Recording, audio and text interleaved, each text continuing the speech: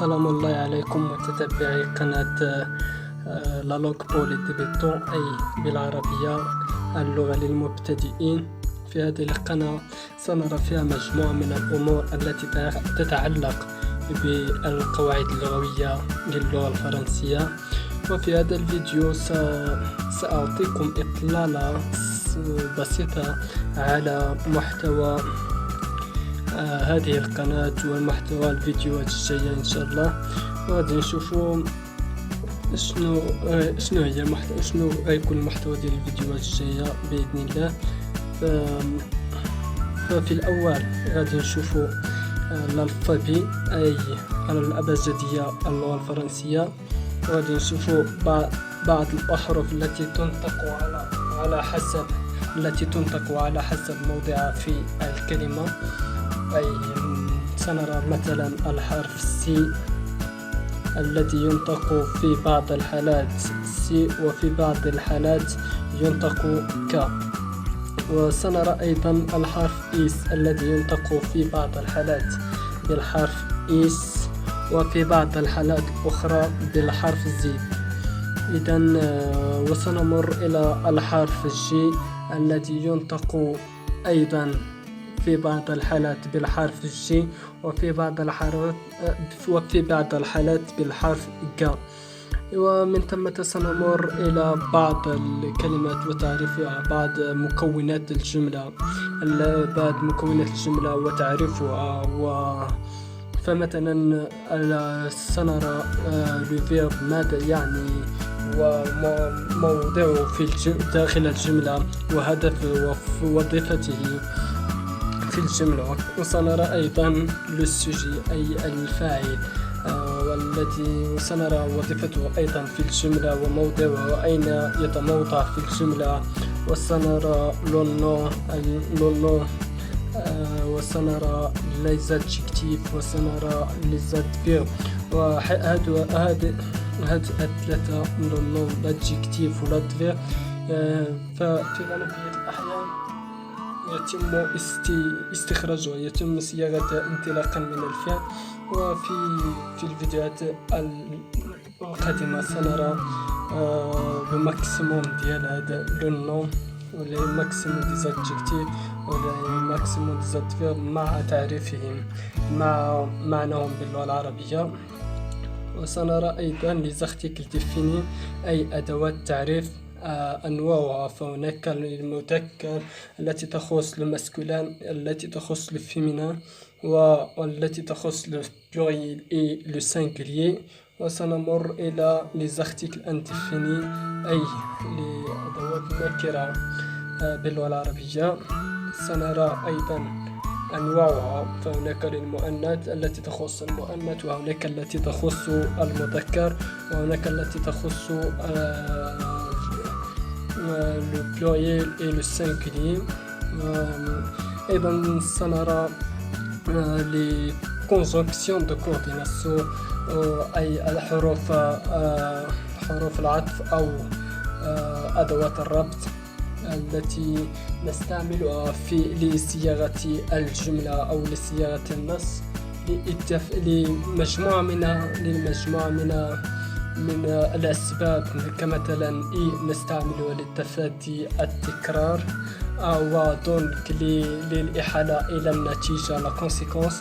ومن ثم سنمر إلى الفرق بين الحرف عادي و avec accent grave.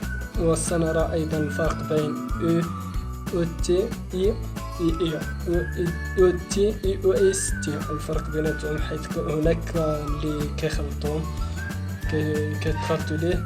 وغادي نشوف او عادي و avec accent grave. وغنمروا لي برونوم بيرسونيل الضمائر الشخصية. ومن ثم سنمر إلى les adjectifs و les pronoms possessifs. وأيضا سنرى les adjectifs démonstratifs.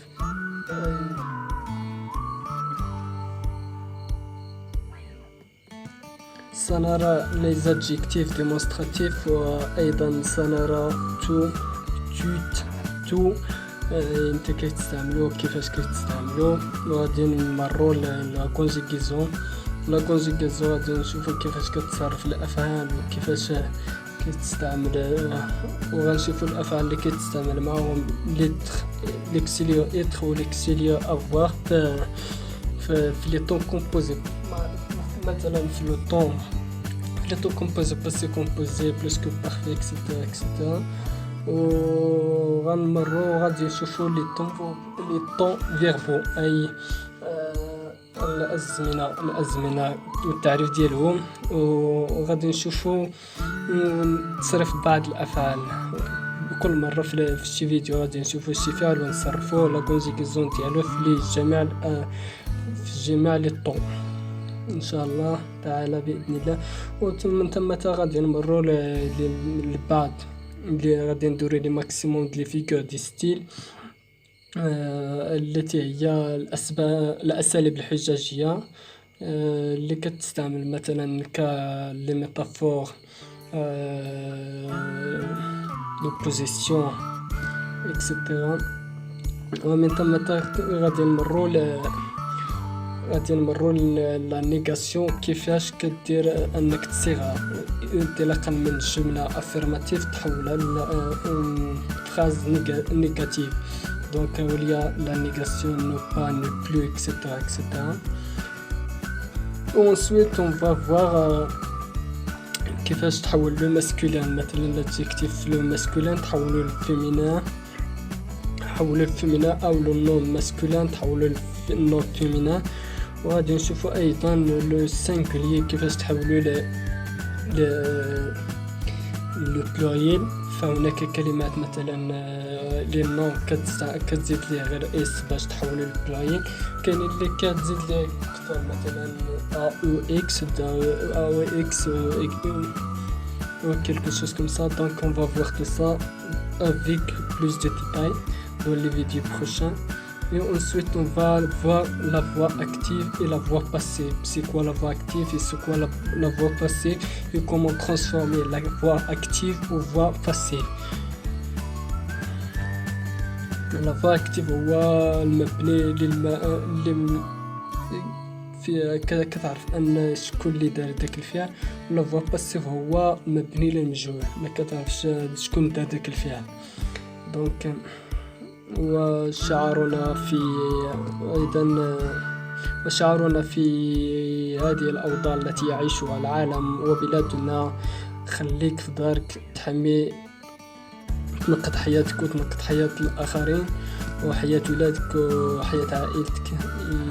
وبالمناسبة l'épidémie de coronavirus est devenue une pandémie le 11 mars, comme annoncé par l'Organisation mondiale de la santé ce jour même. Et غادي نشوفوا الفرق بين l'épidémie ولا فقط كمعلومة لإضافتها كمعلومة، أي l'épidémie والبانديمي.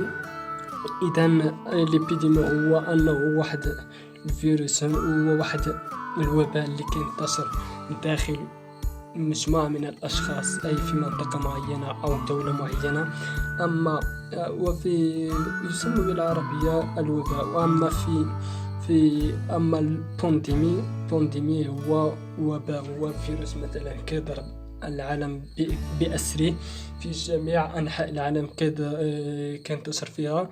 بحال هذا كورونا فيروس مثلا راه ولا بانديمي، ما بقاش إبيديمي. بانديمي بالعربية هي الجائحة، أي اجتاح العالم.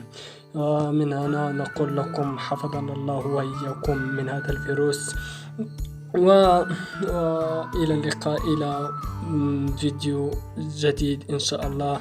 ولا تنسوا الاشتراك في القناة ليصلكم كل جديد، وتفعيل الجرس ليصلكم الجديد إن شاء الله تعالى. دمتم في رعاية الله.